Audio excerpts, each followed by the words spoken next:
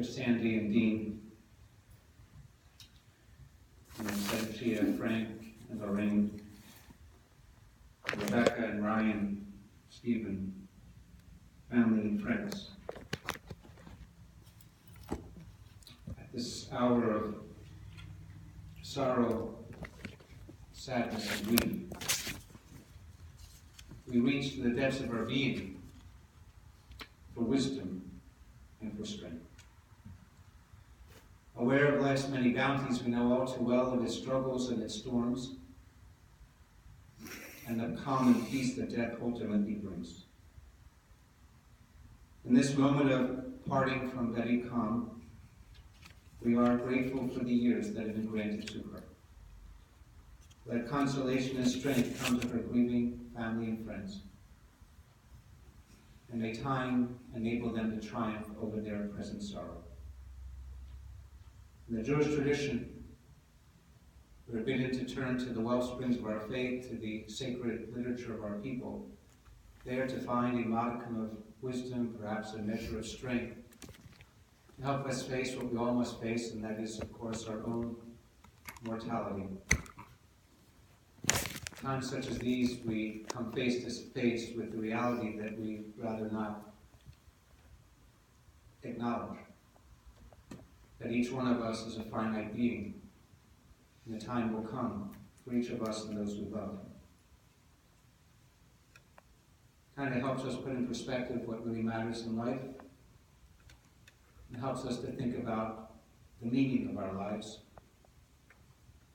And so we turn to our literature to find there perhaps some words that can comfort us and can guide us, to help us figure out what this thing called living is all about, and maybe just a little bit about what might lie on the other side,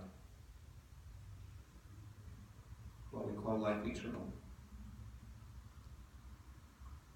From the book of Ben Sira we read, "Fear not death, we are destined to die. We share this with all other mortals, with all who ever lived, with all who will ever be. Bewail the dead, hide not your grief, do not restrain your mourning. But remember that continuing sorrow is worse than death. When the dead are at rest, let their memory rest, and be consoled when the soul departs. Seek not to understand what is too difficult for you. Search not for what is hidden from you. Be not overoccupied with what is beyond you, for we mortals have been shown more than we can possibly understand.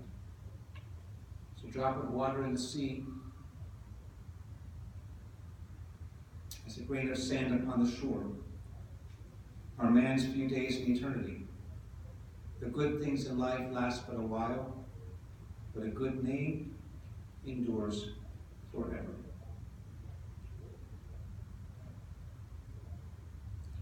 In the book of Proverbs we read, "Honor a woman for what she is, but honor more for what she does. Honor not a woman for her possessions, honor her for the right use she makes of them. If one is blessed with wisdom as well as riches, her wisdom will guide her to share her blessings with others. Store up for yourself a treasure of righteousness and love, and it will be your most priceless possession. Better than the fragrance of precious oil is the fragrance of a good name. A good name is to be chosen above wealth, and character above silver and gold.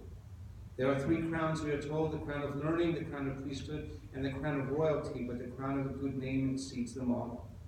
Even a long life ends too soon, but a good name endures forever. Blessed is she whose noble deeds remain her memorial after her life on earth is ended. She is remembered for her love of learning and her good deeds. Happy is the woman who is rich in good deeds, for she shall be honored in life and remembered long afterwards for her goodness."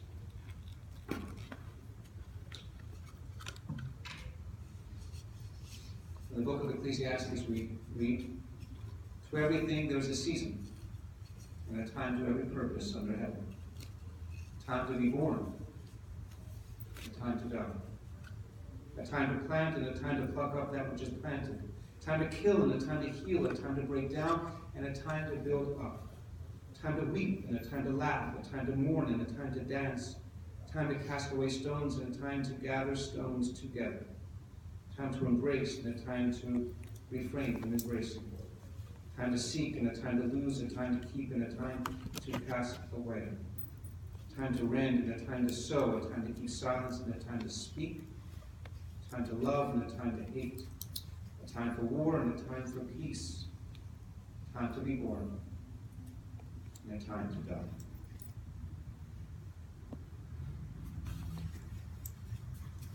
There's a particular reading that I thought was appropriate to read, honoring Betty's life, the unique personality that she possessed, the individual that she was. And so it is called The Individualist. Be yourself, but be your best self. Dare to be different and to follow your own star. And don't be afraid to be happy. Enjoy what is beautiful. Love with all your heart and soul. Believe that those you love you. When you are faced with a decision, make that decision as wisely as possible and then forget it. The moment of absolute certainty almost never arrives. Above all, remember that God helps those who help themselves. Act as if everything depended upon you, and pray as if everything depended upon God. And Betty asked that this particular reading that meant a lot to her be read on this day of her departure from life and her entry into life eternal. It's called Abu Ben Adam by Leigh Hunt. Abu Ben Adam made his tribe increase, awoke one night from a deep dream of peace, and saw within the moonlight in his room, making it rich and like a lily in bloom, an angel writing in a book of gold. Exceeding peace had made Ben Adam bold. And to the presence in the room he said, "What writest thou?" The vision raised its head, and with a look made all sweet accord answered, "The names of those who love the Lord." "And is mine one?" said Abu. "Nay, not so," replied the angel. Abu spoke more low, but surely still, and said, "I pray thee then, write me as one that loves his fellow man." The angel wrote and vanished. The next night it came again, and with a great wakening light, and showed the names whom loved God had blessed, and lo, Ben Adam's name led all the rest. If you know the words to the 23rd Psalm, I'm going to ask you to listen carefully as the cantor chants this beautiful melody, because this was something that was extremely meaningful to Betty.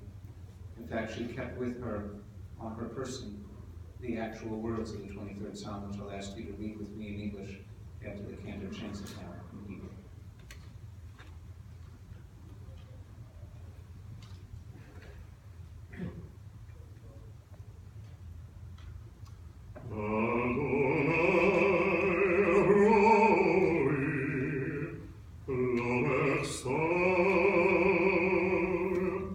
Be